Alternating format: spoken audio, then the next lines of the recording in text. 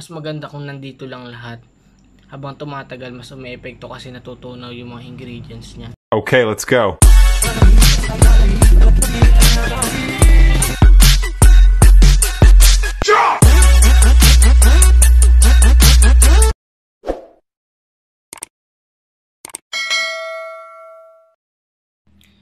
Good day po sa inyong lahat mga boss.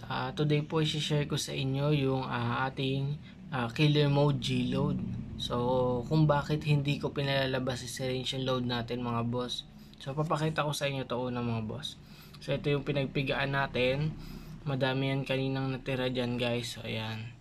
Yung mga buo-buo siya. Tapos ito yung finished product guys. Ayan. Liquid na siya. Nahigop ko na rin yung iba. So ayan. Nalabas na guys siya sa syringe.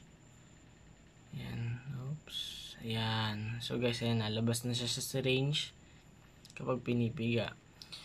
Pero okay naman siya guys, pero ang pipangit lang kasi guys, kaya hindi ako talaga naglalagay sa dito sa syringe na liquid type.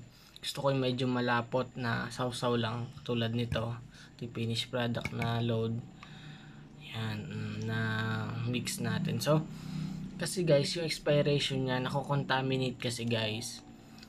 Yung load natin kapag pinigayan, wala namang ibang pampiga kundi kamay Kahit anong linis mo sa kamay mo, mako-contaminate yan. Mabilis ang expiration niyan. Tsaka bukod doon guys, yung talab ng load. Ayan. So nawawala yung ibang talab ng load kasi na hindi na sa nasala kasi guys. Mas maganda kung nandito lang lahat. Habang tumatagal, mas umeepekto kasi natutunaw yung mga ingredients niyan. So yun lang guys. So sana naintindihan niyo yung gusto kong sabihin.